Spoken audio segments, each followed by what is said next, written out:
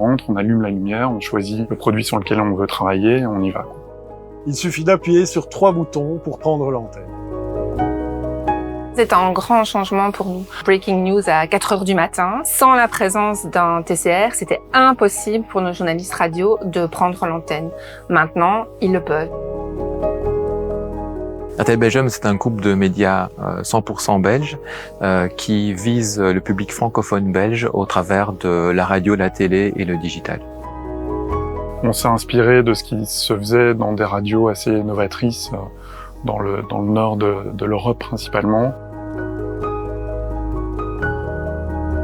Nos studios sont polyvalents, nous avons conçu comme cela. Actuellement, ce studio est aux couleurs de Bel RTL, mais pourrait très bien switcher pour Radio Contact.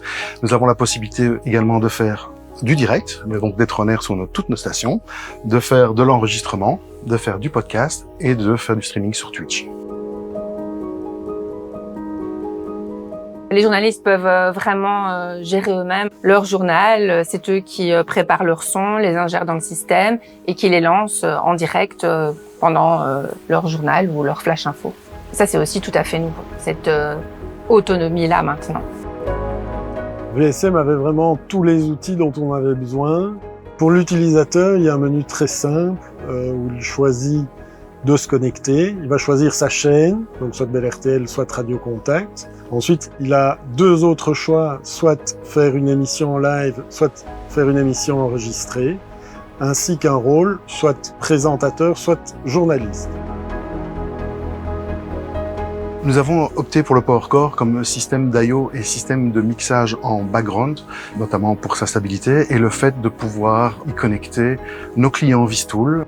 L'automatisation, le leveling, le ducking et les DSP sont traités au sein du système Artisto de Onert.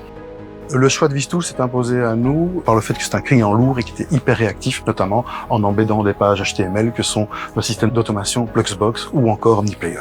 OmniPlayer est virtuellement caché de l'utilisateur. Tout le contrôle se fait soit depuis Vistool, soit depuis Fluxbox. Comme le système de Playout est centralisé, il est accessible depuis n'importe quel studio, y compris plus tard en extérieur. On a proposé une solution qui nous semblait pertinente aux utilisateurs, car eux n'avaient pas cette vision d'un studio sans console et qui se configurerait sur l'appui de quelques boutons.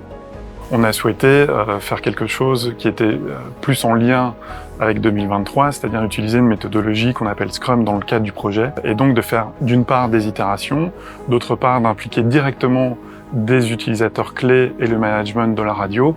Plus de consoles, que des touchscreens, que des éléments qui peuvent aussi être manipulés par des personnes de contenu en fait, et pas seulement par des techniciens. C'est ce qui est pratique avec ce système, c'est que c'est assez facile de former les animateurs.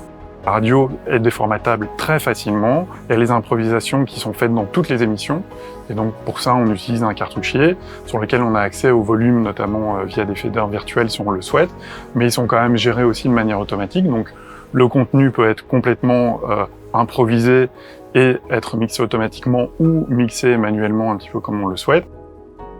Le next step dans notre projet, bien entendu, de réaliser nos émissions extérieures à partir des mêmes interfaces et à partir du même playout centralisé. On a cassé en fait un peu les méthodes de production pour les réinventer du début. Je crois que toute l'équipe d'RTL est très fière du projet Magenta. Beaucoup de personnes sont venues voir ce que nous avions réalisé. Pour être un bon présentateur radio, il fallait avoir une belle voix et avoir des choses à dire. Et en plus, être un technicien. Aujourd'hui, la belle voix et le contenu suffit.